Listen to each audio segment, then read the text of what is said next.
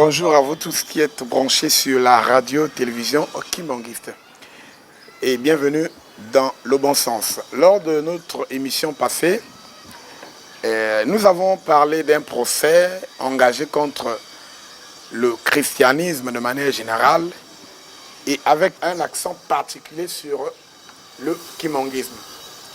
Et ce qui concerne le kimonguisme, c'est que nombreux des églises d'origine africaine accusent l'église kimonguiste de son appartenance à la religion chrétienne. D'autres disent que, en fait, les kimonguistes ne devaient pas lire la Bible. Ça, c'était une partie du procès. Et l'autre partie, c'est les frères chrétiens qui pensent que le kimonguisme ne se retrouve pas dans la Bible. En fait, ils demandent, est-ce que les révélations kimonguistes ont-elles un rapport avec la Bible? C'était l'objet de l'émission passée. Nous avons reçu, je rappelle, il y avait Papa Okeli, il y avait Papa Benastev et Papa Biangé, lesquels nous avaient illustré par des passages que le kimonguisme se retrouve bel et bien dans la Bible. Et pour preuve, Papa Simon Kimbangu, lors de son discours d'adieu du 10 septembre 1921 à Mbanzasanda, avait bel et bien dit, lisez la Bible. C'était une recommandation, c'était une prescription. Et ce qui était important dans ce discours, c'est qu'il avait dit qu'en lisant la Bible, vous allez trouver une distinction entre les principes moraux contenus dans ce livre et le comportement de ceux qui vous l'amènent. Il avait ajouté un fragment important quand il disait qu'il faut que le voleur soit saisi avec l'objet volé. Nous avons expliqué ça lors de l'émission passée pour dire qu'en fait, quand Kimbangu dit qu'il y aura un voleur et l'objet volé, le voleur, c'est le blanc qui a amené ce livre-là, qui n'est pas son produit en fait, et l'objet volé, c'est la Bible en tant que parole de Dieu. Nous avons insisté en disant que la Bible en tant que parole révélée ou inspirée de Dieu n'est pas l'apanage de l'Occident. Parce que la parole de Dieu a été mise à la disposition de l'homme depuis des temps immémoriaux. Et c'est en Égypte, donc en Afrique. Là-bas, on parlait de Medou Nietzsche, qui signifie les paroles de Dieu. Ce sont des textes sacrés et que l'on retrouve inscrits sur les papyrus. Que les Occidentaux sont venus prendre, ils ont copié, ils ont fait le plagiat, ils ont modifié jusqu'à toucher certains dogmes. Ce qui fait que lorsque les Occidentaux nous apportent la religion chrétienne sous la forme souillée que j'appelle le christianisme, lorsqu'ils arrivent avec ce livre-là qui a subi plusieurs transformations, alors on donne l'impression que c'est leur produit. Donc c'est pour dire que lorsque les kimonguistes lisent la Bible, en tant que parole de Dieu, en tout cas c'est le droit parce que la parole de Dieu a commencé en Afrique. Voilà ce que nous avons dit lors de l'émission passée. La promesse a été faite pour que je puisse recevoir Papa Biangé ici présent. Il a écrit un livre, et ce livre qui parle vraiment du kimonguisme dans la Bible et surtout de ce qu'il a intitulé ici la feuille de route du Saint-Esprit. Il va aussi nous parler de la prophétie de Mbanzasanda, là où on avait dit que le noir sera le blanc sera le noir.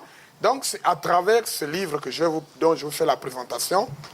Le livre s'intitule « Le kimonguisme à la lumière des Écritures saintes », écrit par Papa David Mankandi Biangé aux éditions Presse Kimonguiste. Je voudrais donc vous présenter un petit résumé. Ici, il parle de l'enseignement de Jésus-Christ au sujet du Saint-Esprit et les épisodes prophétiques de Dieu, dont Jérémie révèle l'œuvre du Père, Ésaïe révèle celle du Fils et Ézéchiel révèle celle du Saint-Esprit. Il parle aussi de la mission et les promesses de Jésus-Christ, les différentes manifestations de l'Esprit avant, pendant et après la Pentecôte. Il y a aussi un point important, c'est lorsqu'il parle des réalités du kimonguisme au regard des prophéties d'Ézéchiel. C'est là où nous allons vraiment mettre un accent particulier. Ceci étant, je présente l'équipe technique. Papa Darel Wanzambi, Papa Brel Makoso, Papa Yves Pinga, tous, ils sont derrière les caméras. La réalisation est assurée par Papa Elo Aurélien et la coordination par Papa Richambon Claver. Devant ce micro pour la présentation, Papa Boniface Soko. Une partie de musique avant d'entrer dans le vif de notre sujet.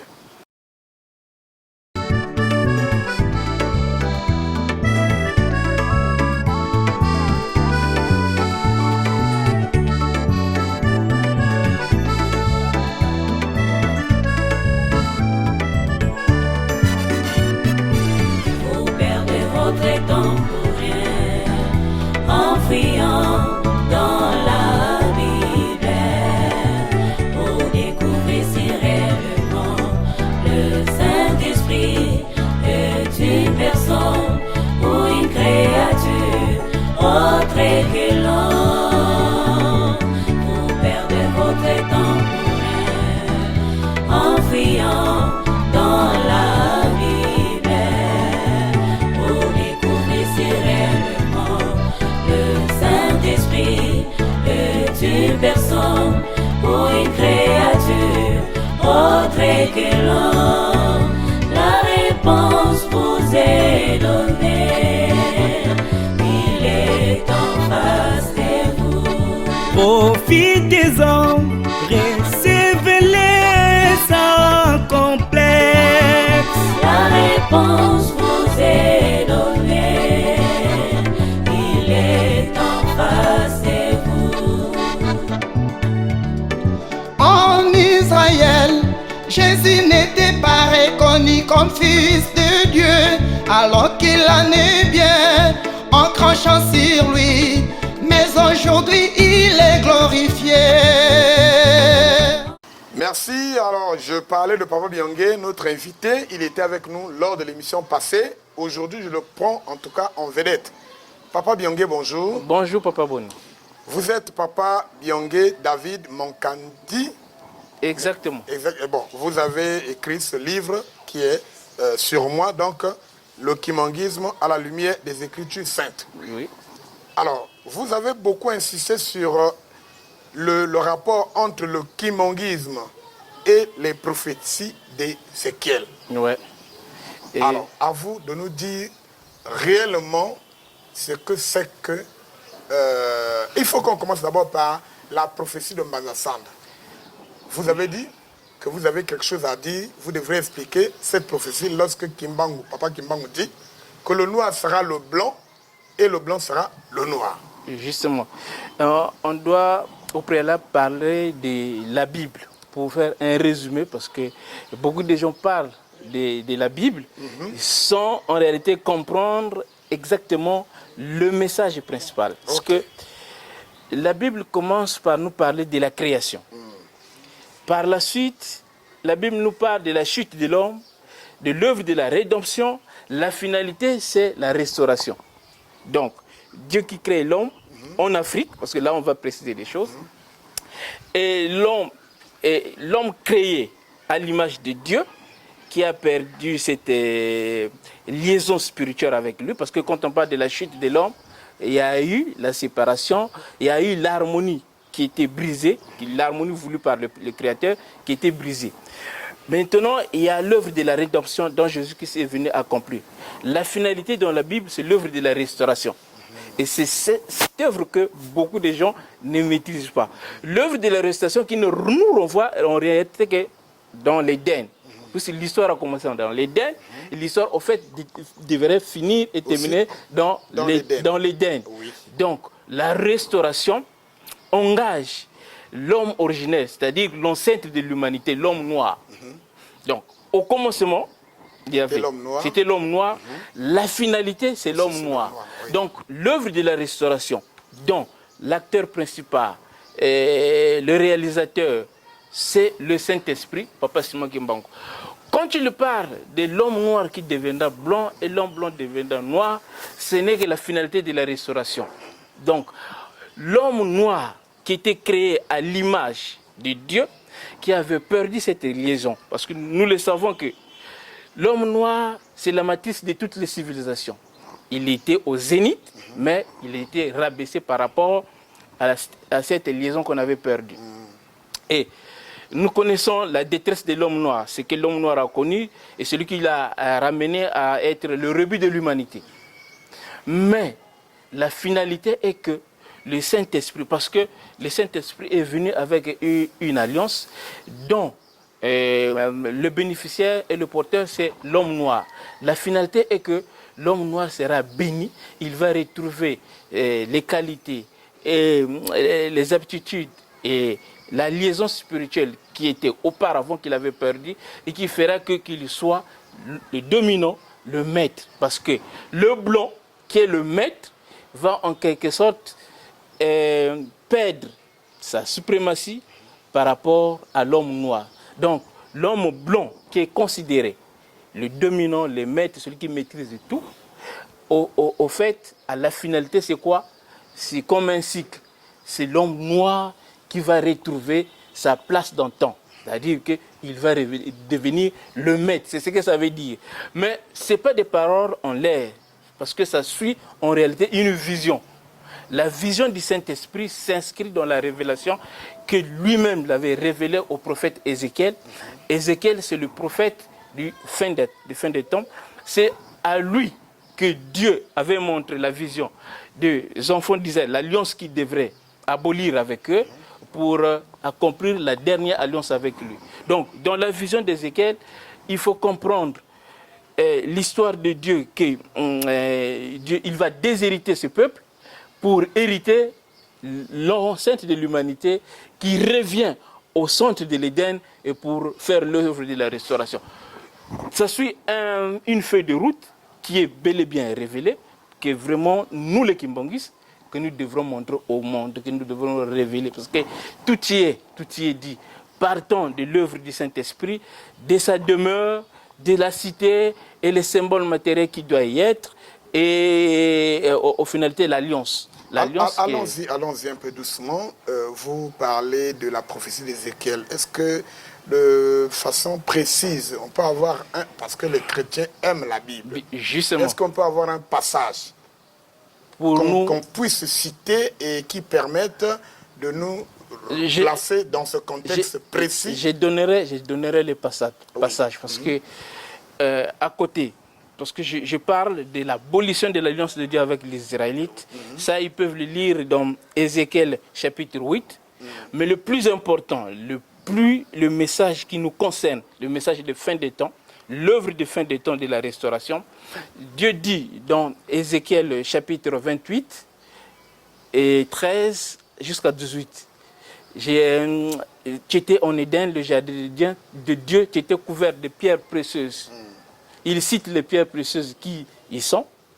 Et un peu plus loin, dans Ézéchiel 29, 14, il dit « Je ramènerai les captifs de l'Égypte au pays de Pathos, au pays de leur origine. » Et notre origine, c'est l'Éden. Voilà. Donc ces deux versets nous renvoient le champ d'action de l'Éden, c'est-à-dire la terre de la restauration. D'accord. Sans vous couper, vous parlez de l'Éden, qui est le pays d'origine. Mais justement. Il y a déjà un débat sur la place publique sur la situation géographique de cet Éden, donc ce jardin d'Éden. Nous avons exploité quelques révélations.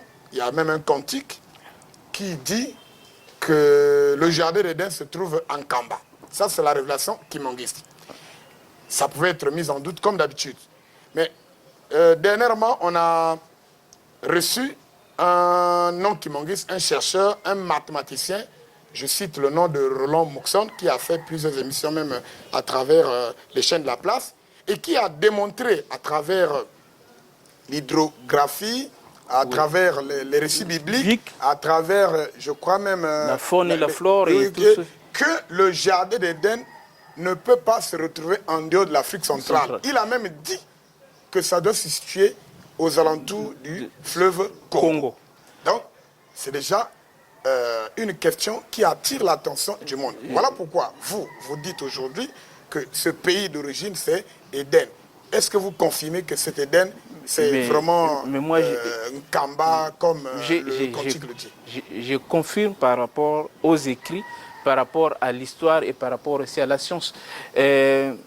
Quand Dieu dit, non, il révèle, parce que je vais parler un peu d'Ézéchiel, il a eu la chance. Dieu le prenne dans sa vision, il lui ramène sur une montagne, il lui montre la vision. Voilà ce que je vais faire.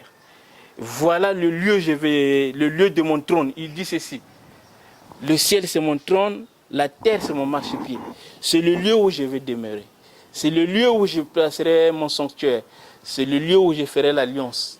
Donc, il nous montre beaucoup de détails et que nous trouvons en Kamba.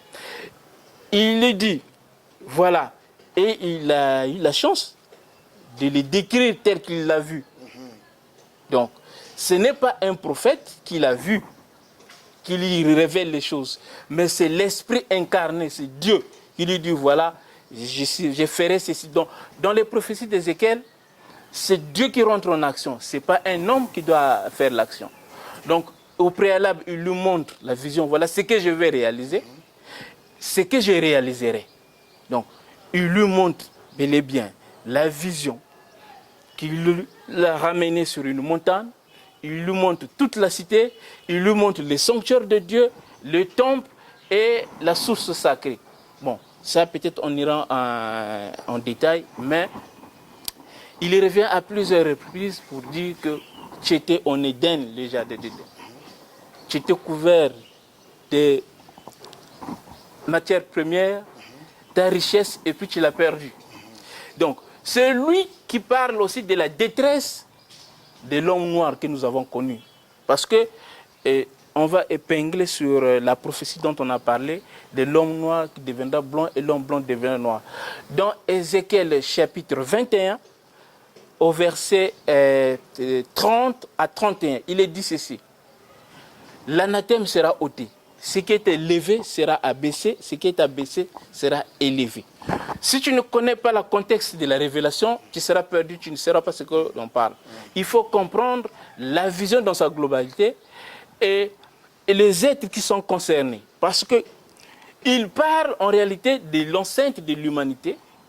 Qui est l'homme noir. L'homme noir qui a perdu les cibles, c'est-à-dire qui a été maudit. Quand on parle de la malédiction nous renvoie à la sentence de Dieu dans Deutéronome 28, où il est cité, voilà, tu mettras au monde qui iront en captivité dans des îles lointaines que tes aïeux n'ont pas connues. Tes enfants seront l'objet de railleries et de moqueries. L'étranger qui quittera de loin, il viendra au milieu de toi, il sera la tête et toi tu seras la queue. Le fruit de ton sol sera au bénéfice de l'étranger. Donc, tout ça, ça résume l'esclavagisme, la colonisation et tout ce que nous savons de l'homme noir. Mais nos parents des églises sœurs chrétiennes nous ramènent à l'Israël. Ils pensent que ces prophéties-là concernent les enfants d'Israël. Non. Quand vous lisez Deutéronome 28, du 32e verset jusqu'au 66e, vous rendrez compte, on parle des Égyptiens, c'est-à-dire le noir. Et nous savons que l'Égypte antique était noire. Donc c'est bel et bien l'histoire des Africains qu'on raconte. C'est la détresse. Parce que le fait, la conséquence de la perte de la liaison avec le Créateur, c'est ce qui nous a ramené à être les rebuts de l'humanité. Maintenant, au temps de la restauration, c'est ce que Ézéchiel lui avait montré. L'anathème sera ôté. L'anathème, c'est la malédiction. La malédiction, c'est la détresse qu'on a citée, qu'on connaît, de l'homme noir. Insistons sur un point. Vous avez parlé de l'esclavage, de la traite, tout ça. Tout ça. Ce que les Noirs ont connu, il faudrait qu'on le dise aussi. Ce que les justement. Noirs ont connu, ils ont été vendus comme des choses. Ouais. Et puis, bon, c'est une souffrance qui a duré beaucoup d'années. Et partout, les Noirs se retrouvent, ils sont toujours malheureux. Cette détresse que... Cette détresse, il y a un autre point. Je dis que tu seras réparti dans le monde, on dit bien dans le monde entier. Mais tu seras l'objet des railleries, des moqueries de tous les autres peuples. Oui, c'est ce que les Noirs vivent aujourd'hui à travers le monde. De là où vous irez. Et tu ne seras pas en paix. Tout ça, c'est le quotidien des Africains. Donc, dans Ézéchiel 21, du 30 à 31, il dit bien, l'anathème sera ôté, ce qui est élevé sera abaissé, ce qui est abaissé sera élevé. C'est-à-dire que l'homme noir... Une espèce de l'homme noir sera le blanc. Oui. Voilà, c'est un renversement. C'est un renversement. de- C'est le principe de la restauration. Voilà. Non. Un peu plus loin, on nous dit le jugement s'exercera sur le lieu de la création. Donc, l'histoire nous ramène toujours au commencement, à l'Éden, où Dieu revient pour manifester, préparer sa gloire. Parce que la prière de Jésus qui dit que notre Père qui est aux cieux, que ton règne vienne, que ta volonté se fasse sur la terre. Oui, ça c'était la préparation. Tout ce qu'ils ont dit, révélé aux prophètes pour que Dieu vienne habiter avec l'homme et pour préparer son règne. Parce que la présence du Saint-Esprit va nous ramener à la finalité de l'histoire telle que il va nous ramener dans un nouveau monde, le nouveau ciel et la nouvelle terre. C'est l'aboutissement de la restauration et le règne de Dieu parmi nous. Bon, il y a beaucoup de choses, il y a beaucoup de détails. Sinon, nous avons tous les éléments qui justifient l'œuvre du kimbanguisme, parce que l'œuvre du kimbanguisme nous renvoie à nos origines, à l'Éden. Et l'œuvre du Saint-Esprit, sa feuille de route est déjà révélée.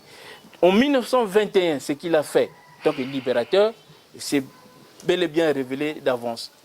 Donc, l'Africain devrait connaître la détresse. C'est ce que Ézéchiel nous dit, Ézéchiel 30, verset 4. La richesse, la force de l'Égypte sera disloquée. Et il y aura des gens qui viendront les mettre en captivité et les occuper. Donc, même l'histoire de la colonisation, l'histoire des missionnaires y est citée. Donc, Ézéchiel 34, on donne aussi un autre détail où on parle des bergers qui sont venus se servir. Donc, c'est des faux bergers qui sont venus piller les brebis de Dieu. Et au chapitre, toujours dans Ézéchiel 34, de verset 11 et jusqu'à la fin, c'est l'œuvre maintenant du bon berger qui va prendre soin de ces brebis qui sont dans les mains des pilleurs en réalité. Donc c'est l'œuvre que Papa Simon Kimbangu a entamée en 1921. Ces brebis en question devraient être marquées de sceau. C'est ce que Papa Dianguinda a fait. Ces brebis en question devraient être enseignées pour les ramener à la sanctification et justement à la demande de pardon. Tout ça, c'est prophétique. Ézéchiel le révèle jusqu'à ce qu'à la consolidation de l'alliance. Parce que celui qui vient incarner la vision, moi j'appelle ça la prophétie principale de la Bible.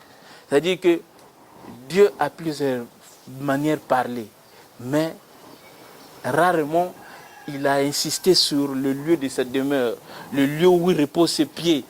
Dans Ézéchiel 43, verset 7, il est dit ceci. Le ciel c'est mon trône, la terre c'est mon marche. Voici le lieu où je poserai les plans de mes pieds, je demeurerai au milieu de mon peuple. Donc, l'Israël dont on parle là déjà, ce n'est pas l'Israël que nous connaissons, dont Jérusalem a été détruit, les déshérités. Parce que quand Jésus-Christ dit, dans Matthieu 21, 43, le royaume de Dieu vous sera enlevé, sera donné à une nation qui en produira des fruits. Il nous parle de l'abolition de l'alliance de Dieu avec Israël et la continuité de l'histoire de salut avec un autre peuple. C'est eux qui sont les bâtisseurs de la nouvelle Jérusalem. Le nouveau peuple de Dieu. Je vais insister sur le royaume parce que toutes les églises sont censées enseigner le royaume de Dieu. Mais malheureusement, ils enseignent un royaume de Dieu virtuel. Le royaume de Dieu, nous devrons savoir à 5 déterminants. Un roi, un territoire, un peuple, une ville et des lois. C'est ce que nous remarquons, nous constatons et ce que nous savons dans la Bible. Le royaume de Dieu a des éléments constitutifs, c'est-à-dire un roi, un territoire, un peuple, une ville et des lois. Ramenons l'histoire dans le contexte biblique. Le roi promis, c'était Jésus. Le territoire, c'est Israël. Le peuple, les Israélites, les Juifs. La ville, c'est Jérusalem. La loi qui conduisait le peuple de Dieu, c'est la loi de Moïse, la loi de Dieu. Et quand il dit, le royaume de Dieu vous sera enlevé, sera donné à une nation qui aura le fruit, c'est la projection de tous ces déterminants en fait. Donc quand nous comprenons la promesse de Jésus-Christ, quand il dit, je vous enverrai un autre consolateur, il parle d'un autre roi, à la même dimension, les mêmes qualités que lui, parce que c'est une incarnation céleste. Ce n'est qu'un roi qui peut conduire un peuple de Dieu. C'est pour cela que quand on analyse l'œuvre et le témoignage entrepris par les disciples, vous vous rendrez compte qu'ils n'ont pas bâti la nouvelle Jérusalem. C'est pour cela qu'ici, ils ne sont pas dans la vision de la construction de la nouvelle Jérusalem. Tout ça, c'est l'œuvre de l'autre consolateur, l'Esprit incarné. C'est lui qui doit fédérer un autre peuple de Dieu sur un autre territoire, qui vont bâtir la nouvelle Jérusalem et qui seront conduits par là la loi de Dieu. Une occasion pour nous, Papa Biangué, excusez-moi de vous interrompre, d'expliquer aux gens, il faut permettre à ce que les gens comprennent, parce qu'il y a encore un autre débat qui porte sur ce paraclet-là, et surtout que l'on est ici sur le concept de Saint-Esprit, et nombreux des frères chrétiens pensent que le Saint-Esprit est juste une force, une puissance et qui ne pouvait pas être un homme. C'est ça le problème. Alors ici, vous nous dites que c'est un roi qui devrait conduire un peuple de la même façon que Jésus l'a fait avec le peuple israélite. Justement, et sa mission principale, c'est la restauration. Vous confirmez alors que ce Saint-Esprit-là, ce consolateur-là, est bel et bien une personne. Le consolateur, c'est une personne parce qu'il a les qualités d'une autre personne, telle qu'un autre roi. Parce que Jésus-Christ, quand il avait dit, je vous enverrai un autre consolateur.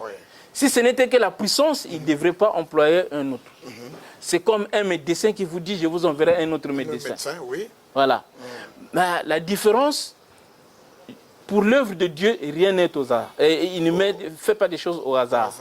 Et il est dit dans Amos 3,7, Dieu révèle toujours ses secrets aux prophètes. Dieu, avant d'agir, il fait des choses. Donc, la vision de la restauration a été révélée. Et c'est la même vision que Jésus-Christ va révéler à son apôtre, c'est-à-dire que dans Jean, l'île de Patmos. Et cette vision, en quelque sorte, cache la réalité du royaume de Dieu, parce que là, les termes changent. C'est maintenant le trône de Dieu. Je ne sais pas s'il faut encore insister, parce que peut-être prochainement on pourra les développer, mais c'est lié au fait. La royauté est liée au trône de Dieu. C'est pour cela, quand Ézéchiel, on lui montre le lieu du trône de Dieu, on lui montre en réalité le lieu du demeure, le lieu du royaume de Dieu, parce que le royaume de Dieu a un lieu. Ce n'est pas pour rien, Jésus-Christ aussi avait répondu à cette question. On lui avait posé la question de savoir et quand et où sera le royaume de Dieu. Parce que les apôtres ou bien les disciples avaient une conception du royaume qui serait un lieu géographique. Parce que je me rappelle un passage, je crois que c'est Luc 17, 37, on lui avait posé cette question après qu'il ait expliqué tout ça. La question principale, c'était de savoir où. Oui, ça c'est Luc 17, 20. La réponse se trouve dans Luc 17, 37. Voilà. Donc, vous voulez insister? J'insiste parce que Jésus-Christ a voulu montrer aux gens que le royaume de Dieu a un lieu, pas comme actuellement les églises prêchent un royaume de Dieu virtuel. Le royaume de Dieu a un symbole, un symbole matériel de la présence divine où on devrait les distinguer. Lui, il parle du cadavre, il parle du corps qui va rassembler les enfants de Dieu et qui seront à la recherche de la vérité. Donc, on peut naviguer dans le monde chrétien pour repérer un cadavre à portée spirituelle qui draine le four. Ce cadavre, ce n'est pas un simple cadavre parce que dans la continuité, dans la révélation, on nous parle du sanctuaire, du tabernacle de Dieu avec Dieu. C'est ce qui constitue en réalité le sanctuaire de Dieu. Quand on parle du sanctuaire, c'est l'édifice matériel qui marquent la présence divine. Donc voilà, tout ça, ça nous renvoie au kimbongisme, tout ça, ça nous renvoie en Kamba. En Kamba, nous retrouvons plusieurs symboles matériels de la présence divine et surtout, tous les éléments de la révélation dont Ézéchiel parle et l'Apocalypse, les livres de la révélation. Parce qu'il y a un lien, beaucoup de gens ne font pas attention, la révélation cache en réalité le nom de Tata Kimbangu. Il y a une révélation quand il y a un révélateur. Et ces livres, quand Jésus-Christ nous dit, je vous enverrai un autre consolateur, lui, il vous révélera les choses. Et les choses qu'il avait révélées, nous les trouvons dans la révélation. Et celui qui incarne l'histoire de la révélation au temps actuel, l'histoire de fin des temps, c'est Papa Simon Kimbangu. Il s'appelle le révélateur des choses cachées. C'est lui qui incarne le trône de Dieu. Donc, pour ne pas monopoliser la parole, parce que vous devrez animer des questions pour que nous puissions répondre. Nous avons tous les éléments qui justifient le kimbangisme bibliquement. Parce que aujourd'hui, la dernière fois, j'avais parlé de la lecture que les Africains se font de la Bible. Parce qu'il y a un frein, c'est l'histoire de la colonisation. Quand on lit la Bible avec un esprit colonisé, on ne se rendra pas compte que l'histoire qui a commencé en Afrique devrait se terminer en Afrique. Nous sommes, Dieu, il est en train de préparer l'œuvre, son règne, sur le champ d'action de l'Éden. Le lieu de la Nouvelle Jérusalem n'est que le lieu de l'Éden perdu. Nous avons tous les éléments qui les justifient. Est-ce qu'on peut les citer, bon, peut-être pas par ordre, au moins quelques-uns?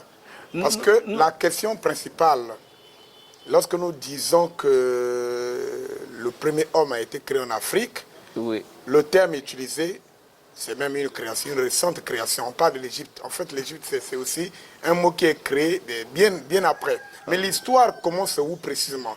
Les gens parlent de l'Afrique centrale.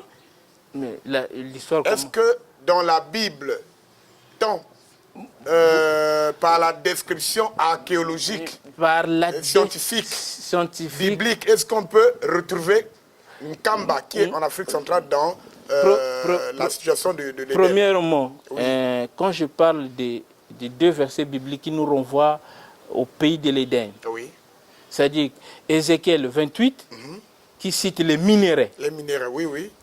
Ézéchiel 29, qui nous renvoie, qui dit bien que je ramènerai les captifs de l'Égypte au pays de Patros, au pays de leur origine. Ça a un lien, au fait.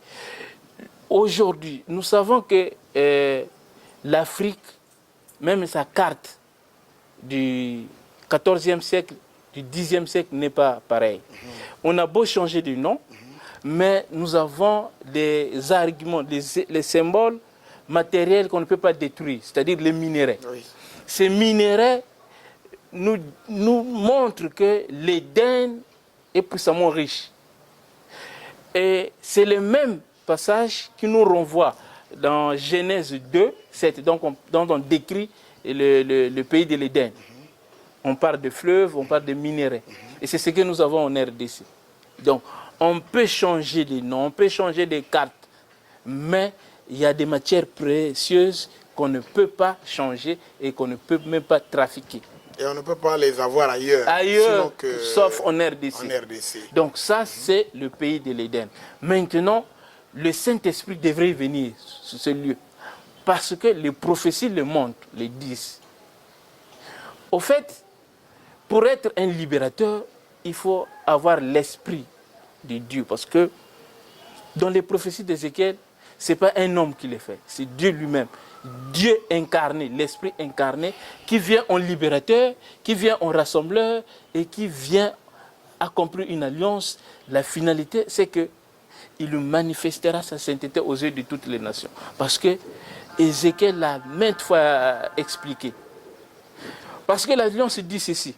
C'est lui qui a dit, voici le lieu de mon trône, le lieu où je poserai le plante de mes pieds. C'est celui qui vient, qui a conclu cette alliance, qui est dans Ézéchiel 37, versets 26 à 28. Il dit ceci. Je traiterai avec eux une alliance de paix, je les établirai, je les multiplierai, je placerai mon sanctuaire au milieu d'eux, ma demeure sera parmi eux, je serai leur Dieu, ils seront mon peuple et les nations sauront que je suis l'Éternel. La finalité est que le Saint-Esprit se fera connaître planétairement par la puissance. Je veux bien insister sur cette alliance parce que il y a les Israélites qui attendent le véritable Messie pour accomplir les prophéties du troisième temple. Mais en réalité, c'est ces prophéties qui concernent l'Éden. Et cette alliance est une réalité dans l'écumbangisme. Et Jésus-Christ, parce que beaucoup de gens interprètent la Bible à l'image de la personne de Jésus-Christ. Cette alliance, Jésus-Christ ne l'a pas incarnée. Je traiterai avec une alliance de paix, je les établirai, je placerai mon sanctuaire au milieu d'eux. Parce que le sanctuaire de Dieu que nous connaissons, c'est le sanctuaire du Saint-Esprit qui se trouve en Kamba, la Nouvelle-Jérusalem. Et beaucoup d'autres prophètes l'ont à plusieurs manières parlé. Donc, le plus important, Dieu, dans son histoire, partant de la Genèse à l'Apocalypse, ne traite que des alliances avec un peuple sur un territoire spécifique. D'accord. Voilà. Je crois qu'on me fait signe que nous tendons vers la fin. Il nous reste peu de temps. Dans ce livre, je crois, à la page 134, il y a un chapitre ici intitulé « La demande de pardon du péché originel ». Ouais. Vous en avez parlé entre-temps. Alors, quel rôle cette demande de pardon aura-t-il joué? Et puis,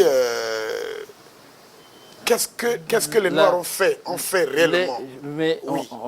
J'ai parlé de dans cette demande de pardon. On a parlé de la perte de la liaison spirituelle, oui. La chute de l'homme, c'est la désobéissance dans l'Éden qui a entraîné cette détresse de l'homme noir. Oui.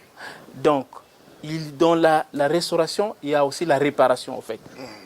Donc, il fallait réparer cette faute qui est très importante dans le processus de la consolidation de l'alliance jusqu'à sanctifier ce peuple.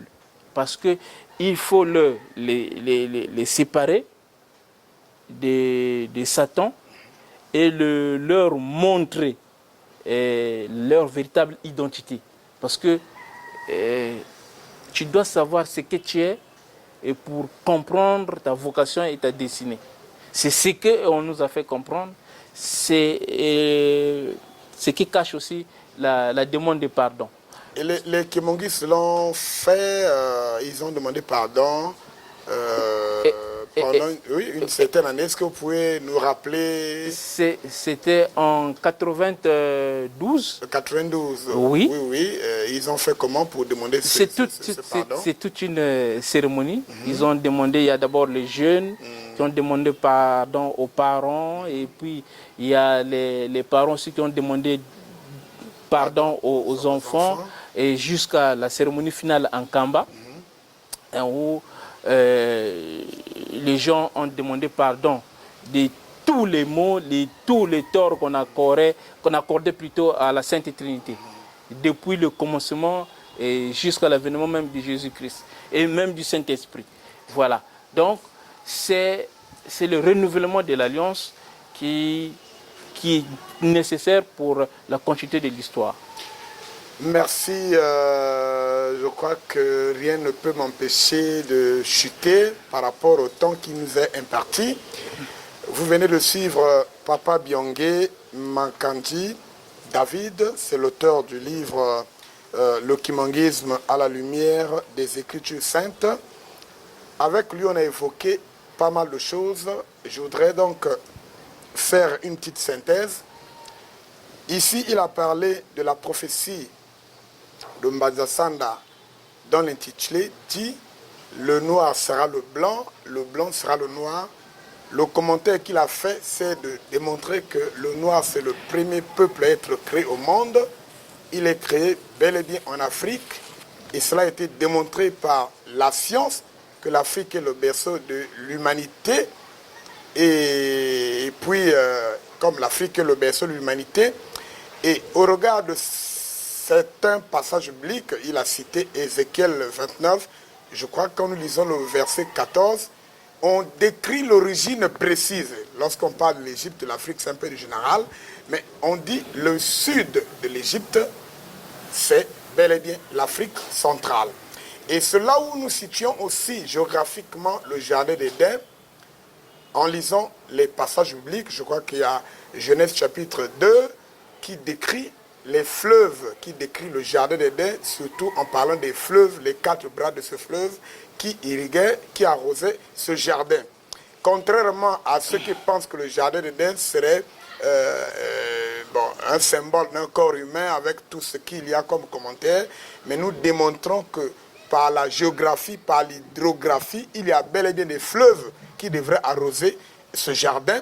Et lorsqu'on décrit ces fleuves, on dit que ce pays-là est constitué des matières précieuses. On les a citées et l'histoire, la science nous a démontré qu'il n'y a pas dans ce monde une zone qui est riche, autant riche, hyper riche, en dehors de la RDC, en dehors de l'Afrique centrale. Alors, vous voyez, je me rappelle aussi une histoire où la carte de la RDC était apparue miraculeusement en Israël, dans l'ancienne synagogue. Le commentateur, c'est un Nigérien, Bishop, qui disait que des révélations reçues là-bas au niveau des Juifs, il y avait une femme qui avait reçu une révélation de Dieu, disant que le temple tant attendu, le 3e temple qui devrait être construit, devrait être fait à base des matières précieuses, et l'or précieux, l'or pur, devait provenir de la RDC. C'est-à-dire que l'or pur qui devrait servir à la construction de ce temple tant attendu se trouve en RDC.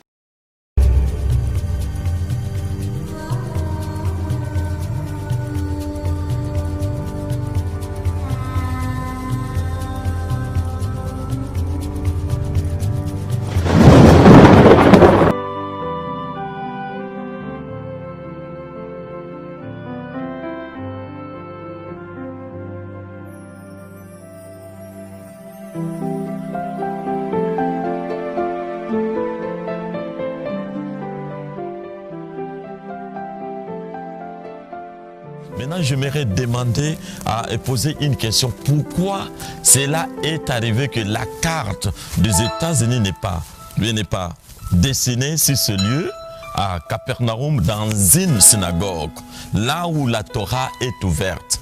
Alors nous devons comprendre que la Torah c'est quoi? Torah c'est tirer. On tire quoi? On tire vers la direction de la vraie vérité.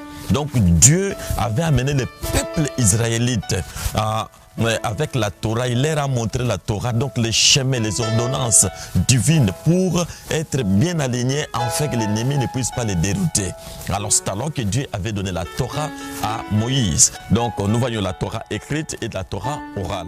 Alors si c'est des Torahs, nous voyons que si la Torah écrite et la Torah orale, voilà ce qui se dessine aujourd'hui. Aujourd'hui, c'est là où on lisait les Écritures. On ouvrait des rouleaux. À l'époque, il n'y avait pas encore de livres, mais il y avait des rouleaux. C'est ici qu'on ouvrait des rouleaux pour rappeler au peuple de Dieu qui devait garder les ordonnances de Dieu. Bien aimé, c'est vraiment, je ne comprends pas comment cela s'est fait. Comment cela a fait que cette carte de la RDC est dessinée ici. Un pays de la cuvette centrale, Congo RDC, qui s'est dessiné ici en terre promise et dans la province du Nord. Pourquoi cela s'est localisé au centre même? Et Jésus est au centre de cette synagogue qui venait de temps en temps. Et la RDC est au centre aussi. La RDC est au centre de l'Afrique et la RDC est au centre de la carte du globe mondial.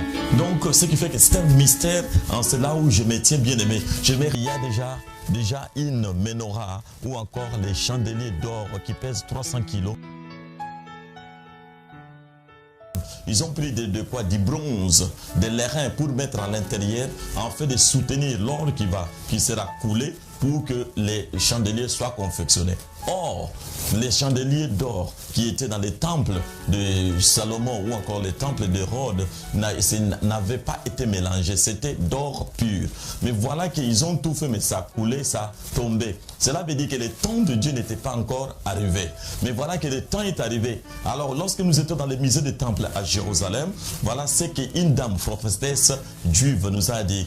On a cherché partout, on a vu que l'or pur, d'après nos recherches, qui sera disponible pour construire le troisième temple, cet or proviendra de la RDC Congo.